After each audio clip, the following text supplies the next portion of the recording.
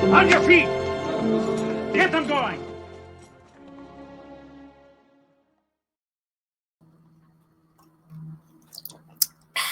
First sip of the day.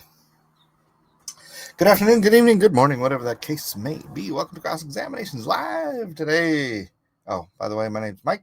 I'm not a pastor, priest, rabbi, prophet, theologian, educator, blah, blah, blah, blah, blah. I'm none of that stuff. I'm just a guy on the internet who draws comic books and talks about Jesus once in a while. So you're here for that, and I just noticed part of my shirt is magical and has a I used to work for this company, DCG World. They're still around, by the way. They're still around building the metaverse. The metaverse. Will the metaverse ever return? I think, oddly enough, it will. But welcome, especially with so much AI now. Oh my gosh, can you imagine the implementation of AI into metaverse? Oh, that's something I should think about. Today, what is good without God? There's a little discussion going on in the Discord. I just kind of skimmed through it, and it seemed to me someone's primary argument, maybe on the video or something, was that the benefit. Oh, you know what? I don't know. Should I just do a hard opening like that and just go right into the topic, or should I just see how you guys are doing? How was everyone's weekend? What's up, Marter, Team to T, Melissa, Dustin Cross? What's up, guys? Welcome, one and all. Glad you're here. If you're watching on X, oh shoot, I wanted to try the thing. Hold on a second. The thing, the media assets. No, yes, QR code. Afar. My Bible comic. And I'm going to post it here. And I'm going to create a QR code that's going to show up on the screen. Show. Oh, shoot, it's on the wrong side. And then I'm supposed to be able to move it. Why can't I move it? To the left or to the right? This is annoying. Shucks. Well, I guess I don't want it on the screen because then it's covering up my Cross Examinations logo. I don't know. I'll leave it up there for you, for guys, for a little bit. This is for my my wordless Bible comic strip Afar. I just finally uploaded the rest of the entire strip, 180 strips. It's free. It's on Webtoons. You can go check it out and share it. Let some kids you know that like web comics, Webtoons and stuff. Let them know. Show them Afar. What do you call it? Yeah, hopefully I'm working on a deal with the publisher to get that out someday. But yeah, finally I got all of the strips up on the site because, geez, I kept intending to do it, and like I would do it in increments, and like, okay, I'll get more increments up before, and then there's like a month gap or a 3-month gap or a 6-month. But I finally got it all up, so uploaded absolutely everything yesterday. So check out Afar. There's a QR code. Otherwise, just go to Webtoons and look up Afar, the Adora Bible, I call it, because it's adorable and it's the Bible. Hey, what's good, fam? What's up? Without lies or giz frats. I don't know what that is. But yeah, let's just jump into the topic. So yeah, like I said, they were talking about this in the I'm gonna turn this QR code off because it's not in the right spot. They said, and in the little what do you call it thing? Tutorial thing, it said you'd have a button so you can move it to the left or to the right. Switch, little button, switches, and they didn't do that. So anyhow,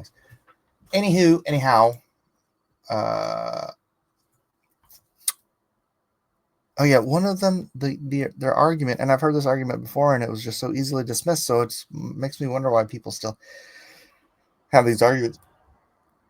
Oh, I need more coffee. Let's get some coffee. Let's get this party started. Dark Admiral says, if Far ever gets that in print, I'd buy it. Well, I appreciate that. I do. Now, would you buy it? Like, would you buy like a bundle of them to give away? Like, if we did a real cheap bundle, right?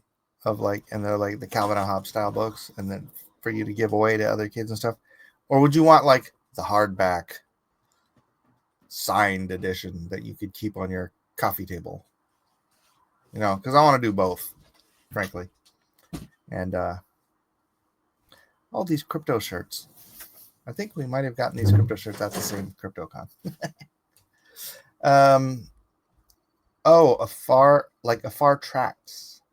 Tract. It's with a T. TRACTS. But no, like to give away to other kids, you know, and stuff. Not like to give away because they'd be thick. It's 180 strips. So you wouldn't want to just do like, oh, here's 10 strips, right? You'd want to do the 180 strips. I would totally buy bundles. I could give away comics for Halloween. It's 180 pages. Okay, I don't know if I'm expressing this correctly. It's 180 pages, which means 90 pieces of paper, which is, you know, this is 48. This is 96. So we need essentially 4 of these. It's that thick if we're using paper of equivalent size. So it's going to be, unless we do a version where it's like 2 strips per page, then we could do it to half that size. It'd still be 90 pages, which is like, which would be like that thick. That's not bad. That would be not a bad. It's about the size of a solid graphic novel, I guess. Anyways, my house is known as the comic book house per the kids. You give away comics. Nice. Well, it won't be out for Halloween.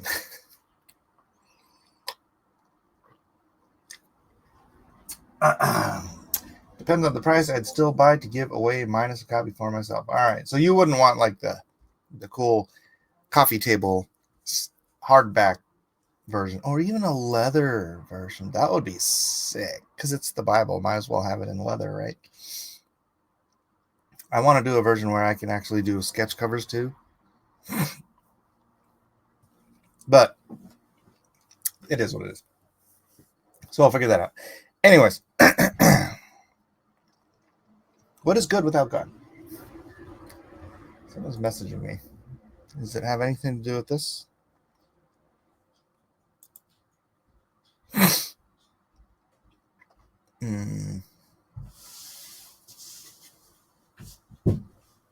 Okay, that's disturbing. And I kind of want to share it. Hold on. What in the heck? All right, let's discover this together before I get into that topic. Sorry. Squirrel, immediately. Squirrel, Buddy Rabbit posted this in the Discord.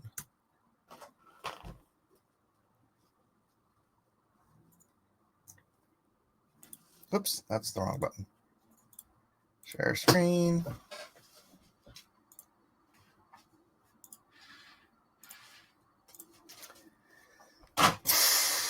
During Prestonwood Baptist Church's September 13 service, Pastor Jack Grant, September 13, introduced an AI version of Charlie Kirk speaking from beyond the grave, telling his congregants I want you to hear what Charlie is saying regarding what happened to him earlier this week. Can we not do this sort of thing, please? Oh my gosh. First, I want you to know that I am fine, not because my body is fine, but because my soul is secure in Christ. Death is not the end. It's a promotion. Don't waste 1 second mourning me. I knew the risks of standing up in this cultural moment, and I'll do it all over again. Those are like almost literally Charlie Kirk quotes, though. Remember this. America is worth it. Free speech is worth it. Fighting for the unborn, for families, for sanity, in a culture gone mad. It's all worth it. So dry your tears, pick up your cross, and get back in the fight. Do it with joy, do it with strength, and never let evil think it won. Yeah, that's seriously that's seriously in poor taste. Agreed. That's not creepy at all. Well, yes, it is. That's actually creepy. I mean, it's fun. It's almost lifting quotes from Charlie. It's all things Charlie has before, besides this get back in the fight thing. I've heard Christ's not okay. This part, obviously, Charlie didn't say, but he said this stuff. I've heard him say all this stuff. That he knows the risk, and now they're turning it into I knew the risk. So, in a weird way, they're just kind of quoting Charlie, but still, that's gross, dude. Why would you do that? That's totally no. It's a no for me. That's not creepy at all. That's gross. There cannot be an objective good without an objective source for goodness. Right. Hold on.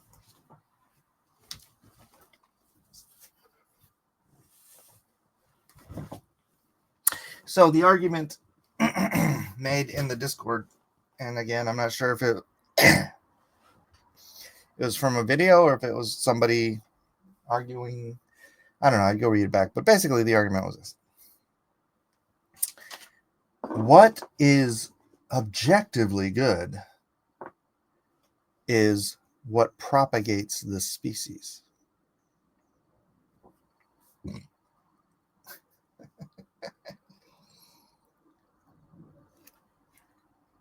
And then someone was saying, "What, you don't think it's good that the species propagates?" Well, yeah, it is good. But that does not define what good is. Why? Here's the thing. When I listen to, guys, Andrew Wilson, and whenever he gets in one of these debates, he just goes, "Why?" Because there's no why. And there's no objective why. Right? You drill down whatever your argument is, you just say why. Because there is no objective why. If you believe in God, there's an objective why. Right? Which the why leads to the oughts, and the oughts leads to what is objective. Right? Today, I literally had someone ask me that same question. There is no why without God. Because God gives purpose. God gives the why. So why is something good? It's not good because it's good. That's circular reasoning. It's good because God decided it was good.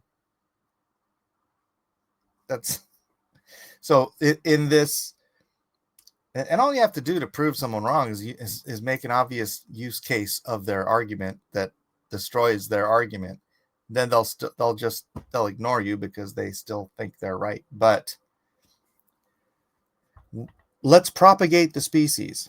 So therefore, if someone actually believes this is their argument for what is morally good, right? Like, I don't know if objective ethics made this argument, if this is his claim. If that's his big hidden, because he won't tell us what his claim. He's like, I have an objective reason for morals, and I'm not going to tell you because I want to tell you when we're in a debate, because I don't want to show my hand. I hope this isn't his hand, because this is a really bad hand. So, okay, let's say that is your objective moral good, the propagation of the species. Well, then immediately it would be the propagation and health of the species, right? Because the health of the species and the progress of the species would be instrumental to the health or to the good of the species, right? So instantly you would want to instigate eugenics. I'd obviously have to murder my youngest because he's special needs, and special needs, you cannot have that special needs gene in the gene pool because it is necessarily bad for the species, right?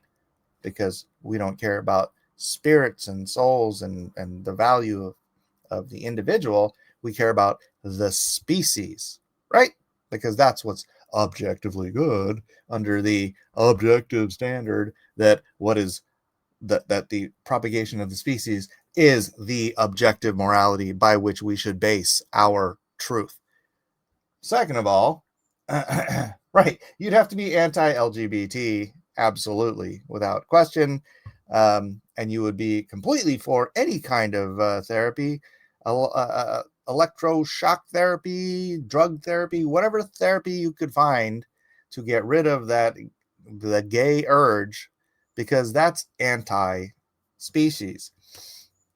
Obviously, anyone who thinks like that would obviously be the most absolutist pro-choicer on the planet. I mean, pro-lifer. I'm sorry. How silly of me. They could not be pro-choice because pro-choice would be, to them, would be the greatest evil you could ever conceive uh, as an objective moralist who believes that the propagation of the species is the greatest good. Now, as a Christian, that's how foolish that argument is, by the way. Without even driving down into the whys. Like, why is that good? Well, because then the species, humankind gets to flourish. This is also, they also call this human flourishing, right? I've heard this argument on some of those debate shows like Jubilee and whatnot. It's like, it's human flourishing. What's the greatest objective good? Human flourishing.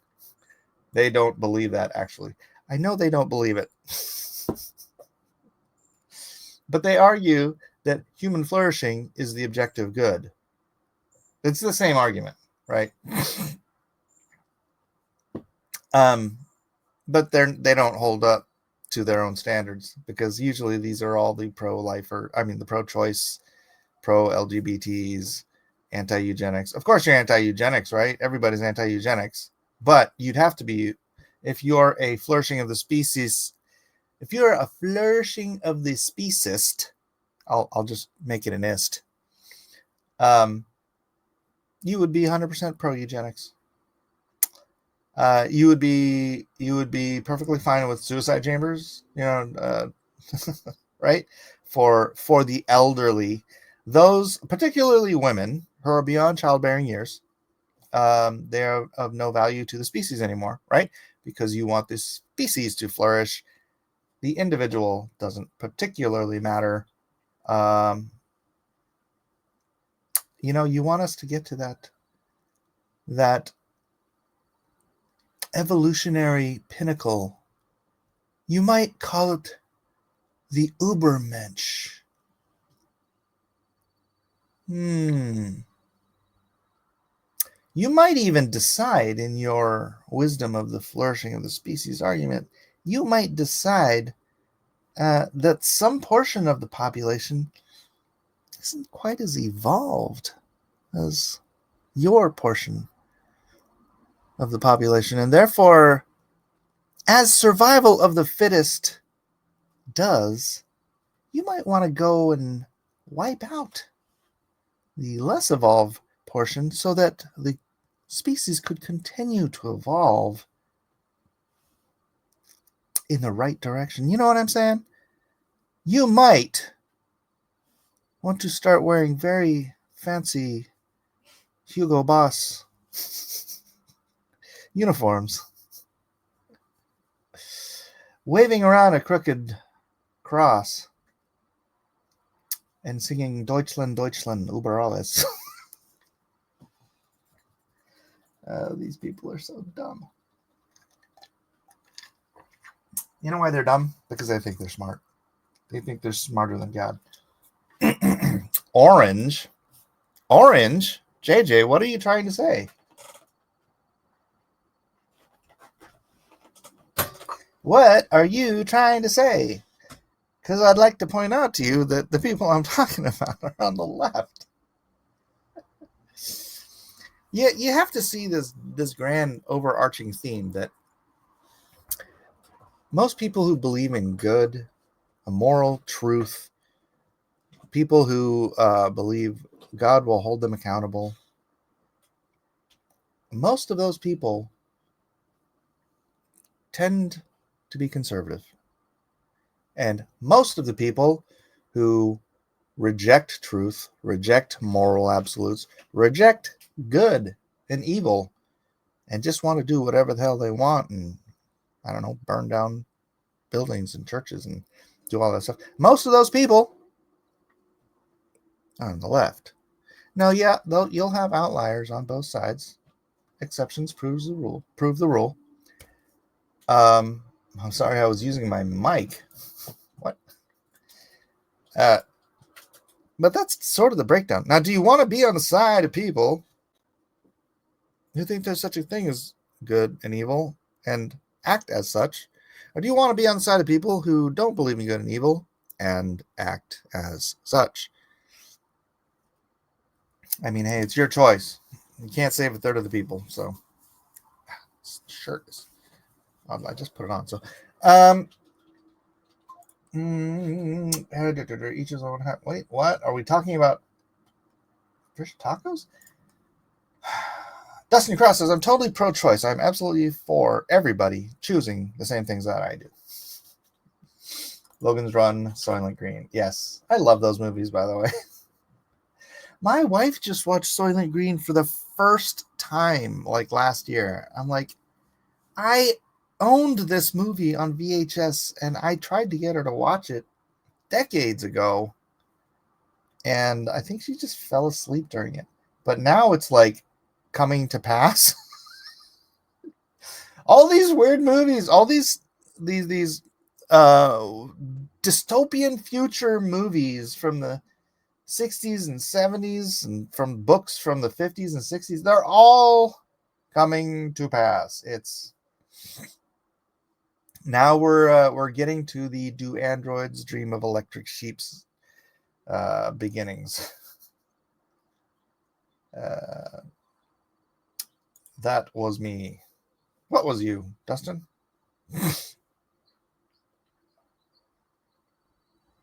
What was you? Oh yeah, trying to get my wife to watch 1984. Yeah, 1984. Oh gosh, why am I blanking on it? Fahrenheit 451. Gross.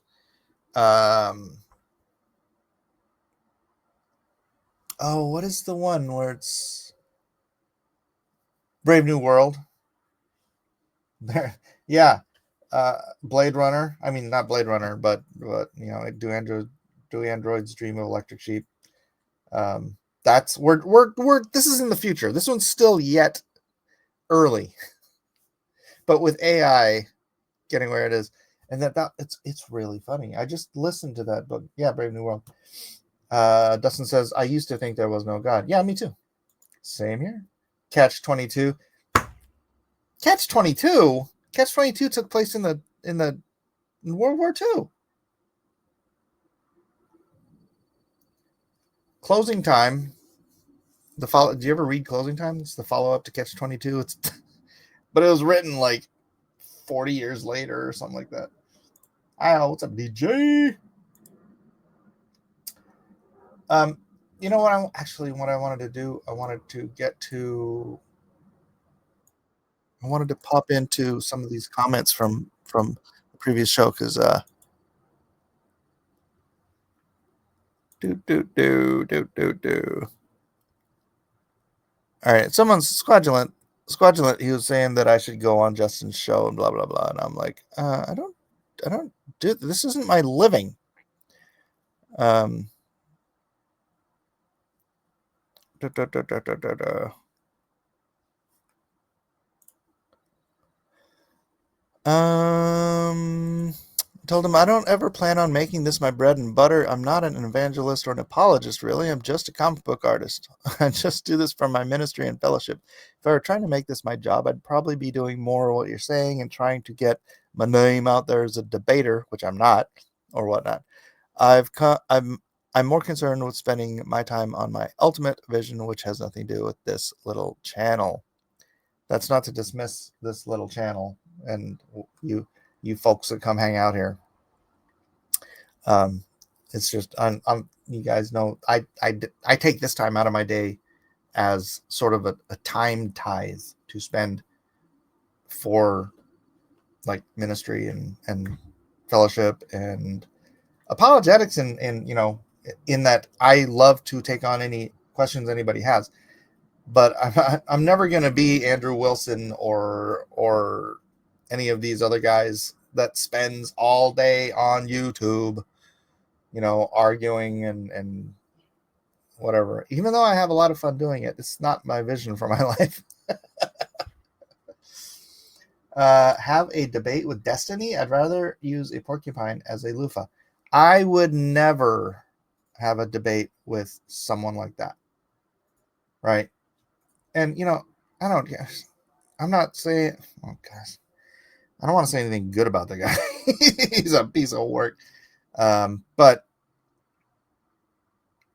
anyone who's incapable of just stopping and agreeing that this is a conversation, as soon as I open my mouth, you don't verbally diarrhea over me trying to talk. It's like a conversation is two people. I talk, you talk. I let you talk. I let you make your point. Then you let me make my point without talking over me. I mean, I don't mind the occasional interruption, but it's like Destiny can't let someone else get half a sentence out without just.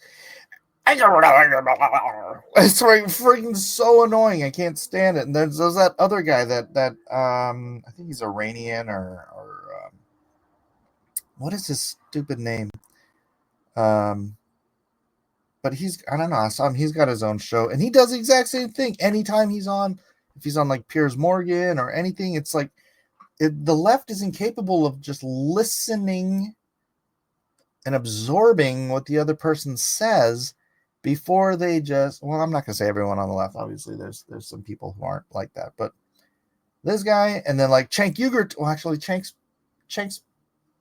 gotten better at listening to the other side. The Turk dude, not the Turk dude. Cenk Uygur, Piker. That's him.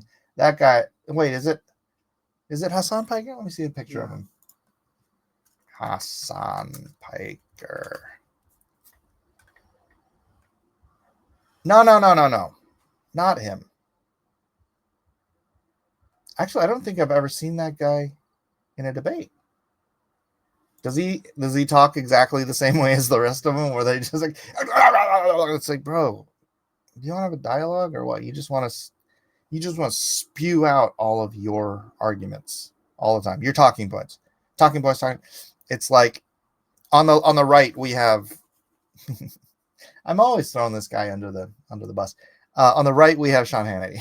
It's like I never liked Sean Hannity. Well, okay. I liked Sean Hannity when he was on Hannity and Combs because they had equal time, right? And but when Hannity got his own show, and then he would have people on to debate, he does the same thing but slower and like mic controlled. Like I don't know, like he can shut off his opponent or whatever, and he'll just go through, and it's like he bullet points. It's like I've got a list of bullet points in my head, and I'm just going to regurgitate them in every conversation. I'm like. That's boring. Sam? I don't know. I'm trying to remember. It doesn't matter. It's just you see these people on the left all the time. On the right, I'll throw Sean Hannity in there, except for he doesn't. I don't know. I don't listen to him anymore. It's been decades since I listened to Sean Hannity. Do we have anybody else on the right who just verbally vomits on their opponent so that their opponent cannot speak? Let me know. If you're on the left and you think of somebody, let me know. But I can't think of anybody offhand. Most of the people that I respect, that I like listening, like I like listening to Andrew Wilson, right? And while he can over yell somebody, he'll only do it, generally speaking, because they like, he'll give them the time to make their argument and ask their question, and then he'll answer the question, and then he'll ask his question. And then they'll be like, blah blah blah, you didn't answer the question. He's like, I did answer your question. This was a yes or no question. And here's the thing. You ask him a yes or no question, he answers yes or no, and then he goes back on the offense. He's an offensive debater.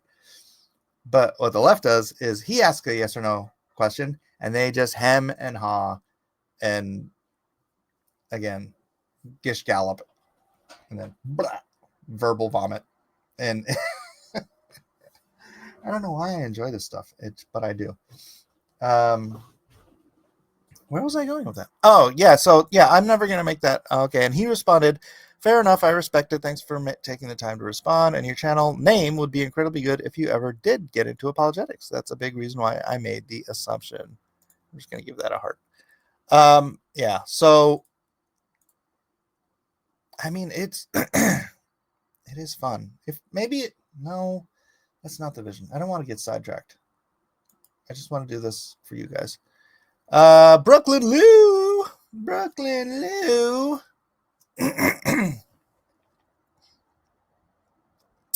Brooklyn Lou have been going, and I have been going back and forth on whether Isaiah 53. Sam, not Sam Harris. What's Sam Harris look like? It's funny, I don't even know how. Sam Harris. His name might be Sam though, but not Sam Harris. No, not Sam Harris. Oh yeah, I've heard it. I've seen him.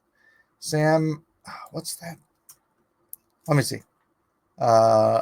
Left-wing political commentators. Let me see if I can get some.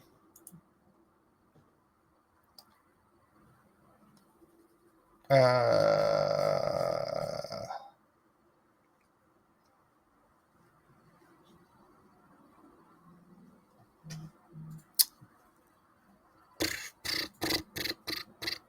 don't see him. I don't see him. Oh yeah, Cornel West was on the other day with. I think it was with Andrew Wilson on the what do you call it? I just said it. That British dude's show. And he got up and left. He couldn't argue against Andrew Wilson, so he just got up and left. It's so funny. I can't see it.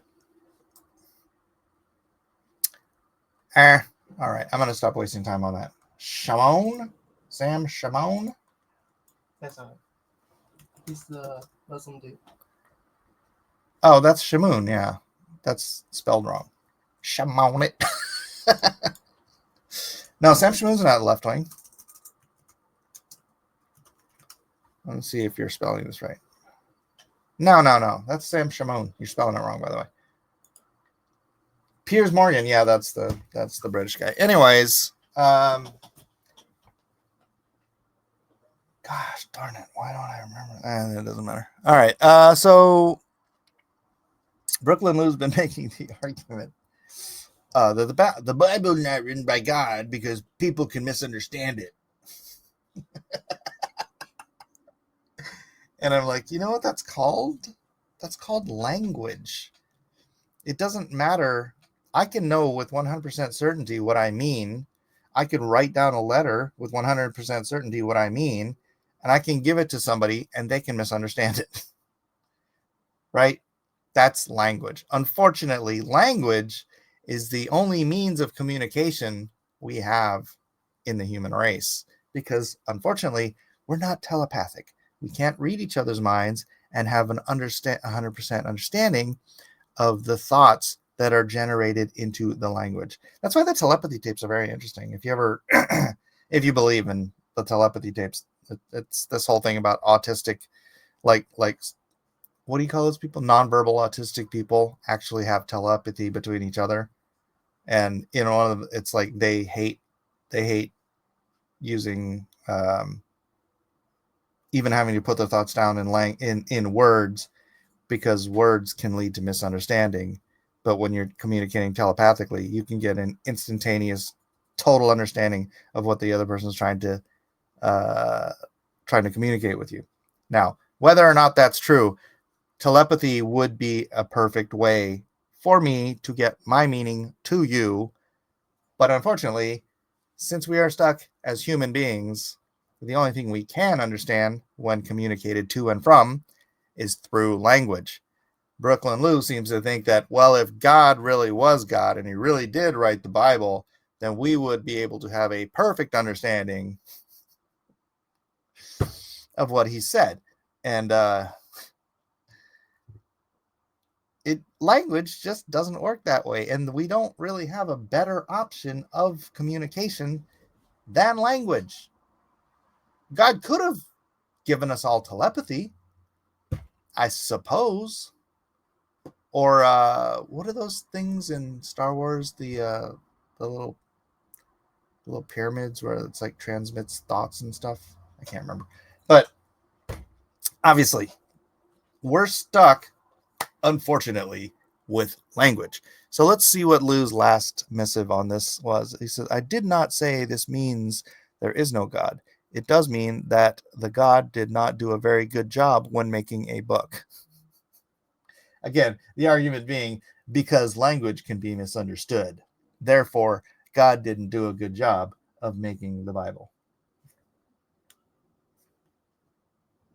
That's a great argument, Lou.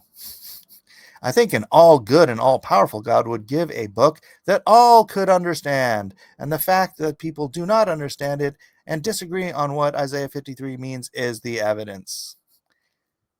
I think the only people who actually disagree on what Isaiah 53 are people who want to reject Christ, like you, Lou. And again, it's the funniest thing is that they don't teach Isaiah 53 in synagogue, which means that even people who do reject Christ, when they look at Isaiah 53, they see, oh my goodness, that's Christ. And therefore, they skip it in synagogue because they don't want to be reading that to the congregation. And the congregation go, isn't that Jesus? Oh, we're talking about Jesus here, right? Why are we talking about Jesus? This is the Old Testament. This is synagogue. Why are you describing Christ's crucifixion in synagogue? Don't we reject Christ? Wait a minute. That's the Messiah? Are you telling me that the Messiah is in the middle of the Old Testament, described so clearly that anyone listening to it who is a faithful Jew and knows anything about Christ's story goes, that's Jesus? So obviously, even people who reject Christ, when they read the description of the suffering servant in Isaiah 53, they recognize it.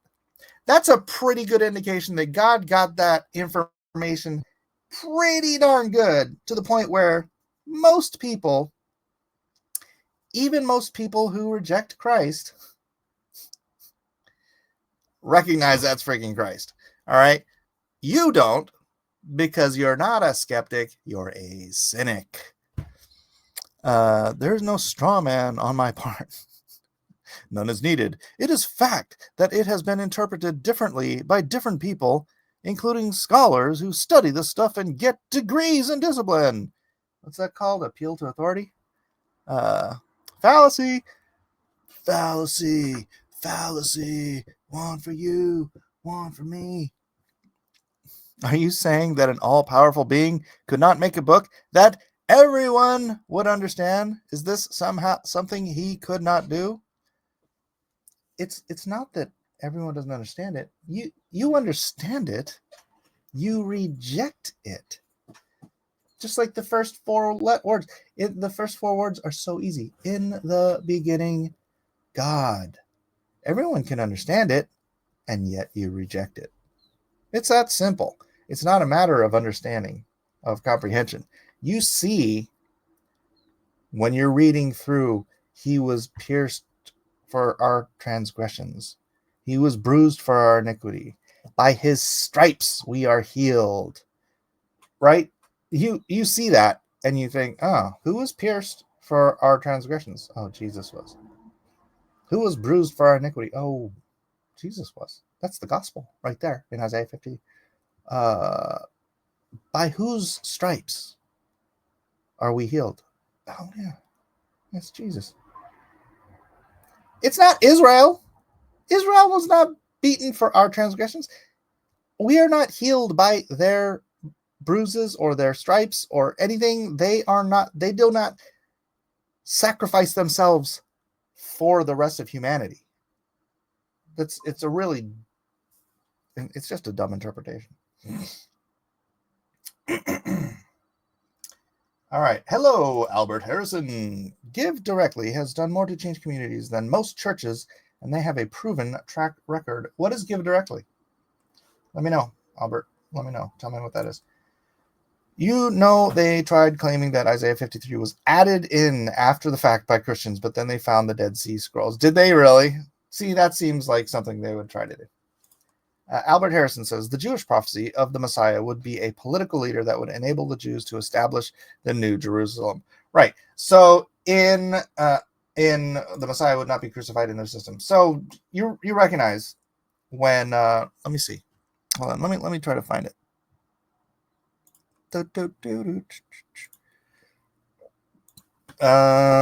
Scripture Jesus read to open his ministry.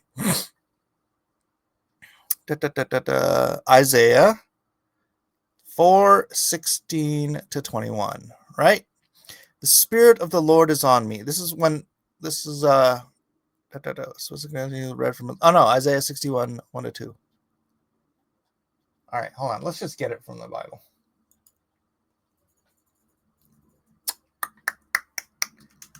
Not Blue Letter Bible. Let's go to King James.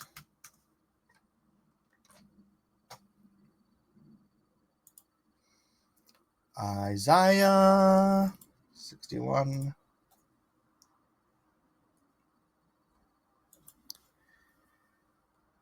One to two.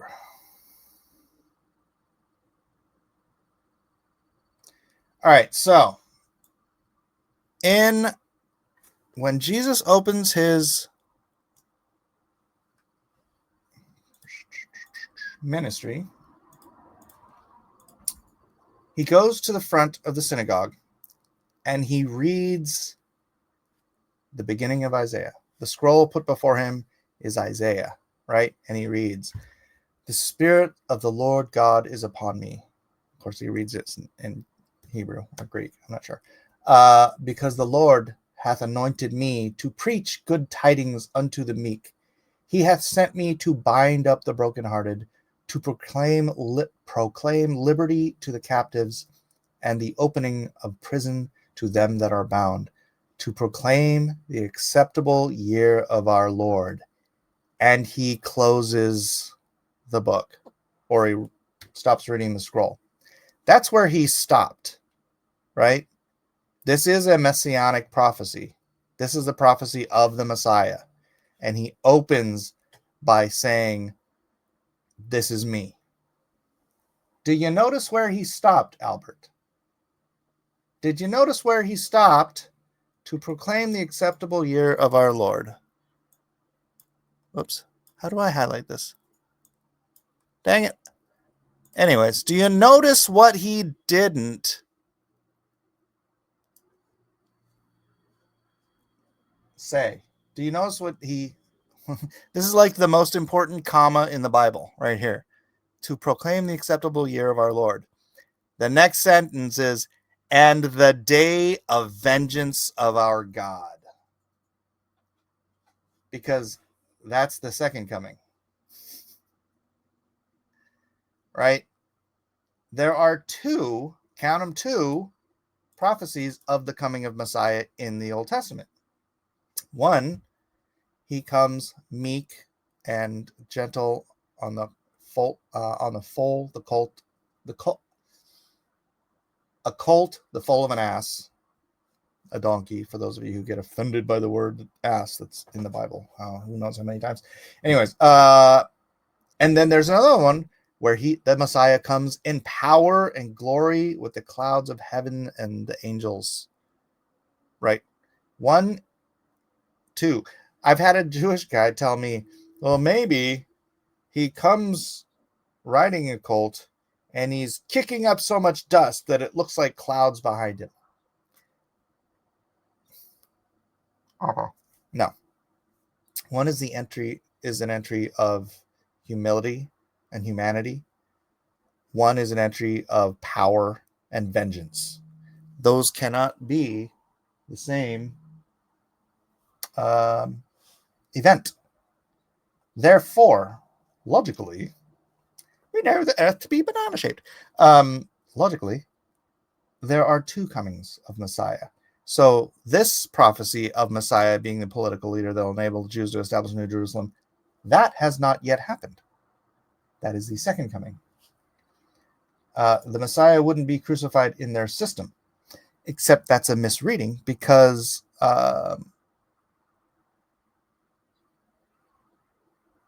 well, first of all, Genesis, his death shall bring, but that's a later. You'd have to discover that. I'm trying to think where is it? Is it Psalm 22 where it describes the Messiah as being killed? Is it just Isaiah 53? Let's give Isaiah 53 a read.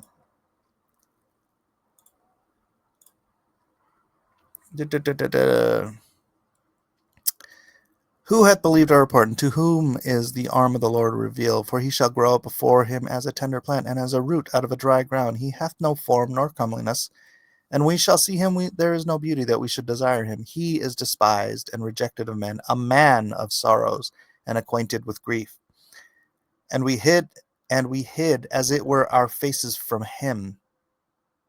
Isn't that what the Jews are doing now? He was despised, and we esteemed him not. Surely he hath borne our griefs and carried our sorrows, yet we esteem him stricken, smitten of God, afflicted. But he was wounded for our transgressions, he was bruised for our iniquities. The chastisement of our peace was upon him, and with his stripes we are healed. We all like sheep have gone astray. We have turned every one of us his own way, and the Lord hath laid on him the iniquity of us all. He was oppressed, and he was afflicted, yet he opened not his mouth. He is brought as a lamb to the slaughter, and as sheep before his shearers is dumb. He opened not his mouth. That's how you know it wasn't about Israel, because when have you ever known Israel to be quiet? He was taken from imprisonment and from judgment. And who shall declare his generation? For he was cut off out of the land of the living. For the transgression of my people he was stricken. He was cut off out of the land. That word, I believe, is karat. In I'm gonna go to the blue letter. Isaiah 53.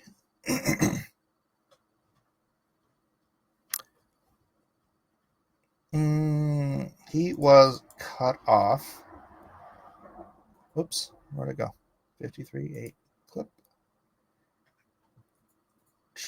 He was cut off. Oh no, not cut off. Gazar. Cut down, cut into, divide, destroy, exterminate. Primitive root. To destroy, divide, exclude, or cut down. Why did I think that was cut out? What is cut out? So yeah, the Messiah, which this obviously is, was cut down, killed out of the land of the living. I mean, if cut off wasn't just clear enough, the rest of the sentence is out of the land of the living. Therefore, there's no other way to interpret that he was killed. For the transgression of my people was he stricken. He made his grave with the wicked, because what happens when you're killed? You're put in the grave. So the Messiah wouldn't be crucified in their system. You're also missing Psalm 22. I'm just going to take time with this to make sure you understand that this is a total misunderstanding.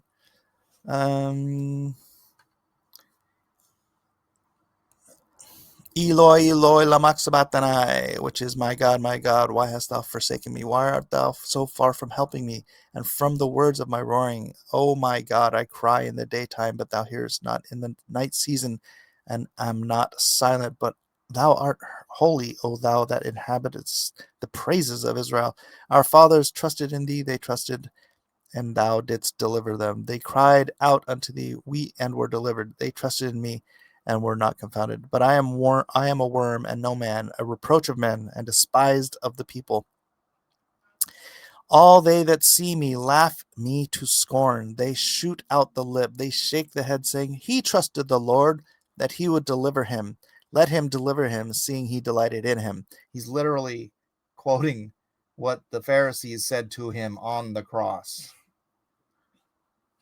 But thou art he that took me out of the womb. Thou didst make me hope when I was upon my mother's breasts. I was cast upon thee from the womb. Thou art my God from my mother's belly. Be not far from me, for trouble is near, for there is none to help. Many bulls have compassed me. Strong bulls of Bashan have beset me round. That's symbolic of enemies, by the way. They gaped upon me with their mouths as a ravening and roaring lion. I am poured out like water. All my bones are out of joint. This is the description of the crucifixion, Albert, for you saying the Messiah wouldn't be crucified in their system. I am poured out like water. All my bones out of joint. My heart is like wax. It is melted in the midst of my bowels. Which they kind of saw when they pierced him, and it poured out like water mixed with blood. My strength is dried up like a potsherd. My tongue cleaveth to my jaws, and thou hast brought me into the dust of death. For dogs have compassed me. The assembly of the wicked have enclosed me. They pierced my hands and my feet. I may tell all my bones. They look and stare upon me. They part my garments among them, as the Roman soldiers were doing with his garments. They cast lots upon my vesture. Again, Roman soldiers fulfilled. Be not thou far from me, O Lord, O my strength. Haste thee to help me. Deliver my soul from the sword, my darling from the power of the dog. I think that's all that describes the crucifixion, but this is like a report. When Jesus cries out, Eloi, Eloi, lama sabachthani, he's quoting the Psalm 22:1. And then Psalm 22:1 reads like it's from Jesus's perspective on the cross as he's being crucified. So don't say the Messiah wouldn't be crucified in their system. Like we were saying earlier, you can express something perfectly in language and people can miss what you're saying. So the people who are missing what is black and white in their face, that doesn't mean it's not there. That means they're missing what is clearly there. This is one of the major reasons why they don't accept it. Actually, I think they're spiritually blinded, because in the Old Testament and in the New Testament, I think it's in Ezekiel, in the Old Testament and in the New Testament, Jesus says himself that they will be blinded until the time of the Gentiles is fulfilled. So I think there's a supernatural blinding on Israel that sort of keeps them. I don't know if it's necessarily supernatural. It might just be the rulership. I don't know. Now I got to go back and forth on that idea. I used to think it was just a very supernatural blinding, because also in I think it's Ezekiel 48 or 49, it says that God will blind his people for a time before the end times. I don't remember the exact quote on that, but I knew it was when I was going through Ezekiel. I'm like, oh my gosh, that's what's confirmed in and by Jesus after the Jews reject or fail to see his coming. He says, you'll be blinded. How often would I have gathered thee into my arms, right? But now I will blind you until the time of the fulfillment of till the fullness of the Gentiles comes in. They are primarily waiting for the Messiah to come in the future that will be the political leader who will establish the kingdom of God according to their background. Well, that's why they will accept Christ in the end, because the second coming Messiah is the Messiah. They just won't recognize that, oh my gosh, that was actually Jesus, wasn't it? The vast majority of Jews would consider Jesus as a revolutionary person that went against the Roman Empire and was killed for it. I know what the rejection was, but you know what? The vast majority of Christians were Jews. So there were the Jews who accepted it. And I always thought in going through scripture that it's like you had the two. This always confuses me by way, like people today say that the modern Jews are like the Pharisees. And I'm like, I'm pretty sure modern Judaism is more like the Sadducees, because the divide among the Pharisees and Sadducees in the New Testament is the Pharisees believed in the resurrection and the Sadducees did not. The Sadducees didn't even believe in heaven and hell, right? When you talk to modern Jews, they don't believe in the resurrection. They don't even believe in heaven or hell. So I'm thinking that like probably a good percentage of the Pharisees who actually like not the Pharisees like the higher ups with all the power, but the people who follow the Pharisaical doctrines, that they believed in the resurrection and they were awaiting the Messiah and the resurrection. They are probably the sect of Jews that were more likely to follow the apostles into Christianity, because that's what they were teaching. And then the Sadducees are all like, no, we don't believe that. And then like it's somehow or another they became the dominant. This is my perspective. I don't know how they say that the Pharisaical folks took control and the Sadducees is spirit. The Sadducees, maybe it's like what they call it, the Southern thing where they say that the Democrats and Republicans switch parties. Maybe something happened like that with the Pharisees and the Sadducees where they switched doctrines.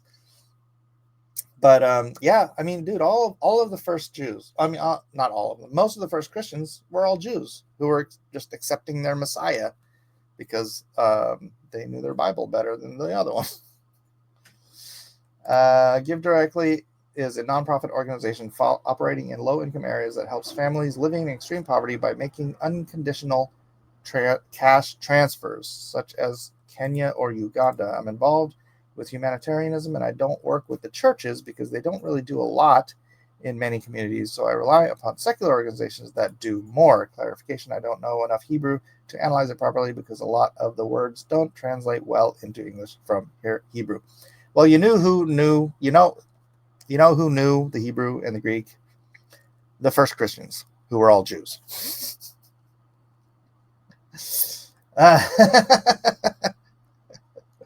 And they were right there, and they lived through it, and they knew it, and they witnessed Christ resurrect. So there you go. Well, I'm glad there is a secular organization that's actually doing something, because churches have done a lot. We've had 2,000 years of ministry. It's just I know for a fact my own church, we maintain an orphanage in Mexico. We fund a ministry for former sex workers that were brought into the sex slave business. We fund Never Thirst, which digs wells in third world countries that need water.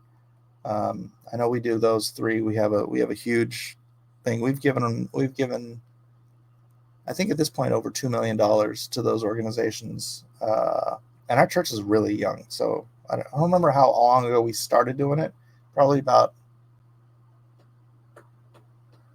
I want to say 7 or 8 years ago we started doing this. And yeah, we've gone over 2 million, and we're a small church. we're not like a mega church. We have a very like when I started going to that church, there was 300 people there, and now there's, I don't know, 1,000, 1,300 maybe. And we've given as a church over $2 million. So I'm not bragging about my church. I'm just saying that churches do things. I mean, obviously some churches are going to do less. Some churches are going to do more. But yeah, I'm glad there. Frankly, personally, I'm glad there's nonprofit, secular organizations doing something. Also, water.org. I mean, obviously, I'm not able to like dig into their financials or anything, but that's the one Matt Damon was promoting, because they also dig wells in like Africa and places where people need fresh water, because yeah, that's like freedom, man. That's like better than money. Because it's an essential that these people, oh my gosh, we're over an hour. How did that go by so quickly? Anyways, lots of people. Sorry, I can't continue. I got to wrap it up. So Pharisees today would be Orthodox Jews, but they don't believe in the resurrection. Or do they? Velkin says, it's lovely how Christians fail with the morals argument, since they can't even agree amongst themselves what their imaginary friend wants. Hard disagree. Hey, somebody dropped the Discord link. I got to wrap this up. It's over an hour, so violence in the heritage system. Help, I'm being repressed. The suffering of Israelites, of Jewish community, represents the struggles of the Israelites and hope in the world to come. All right. That's it. Thanks, guys. Lovely Monday. Hope you guys have a great week. God bless us all. We'll see you in the next one.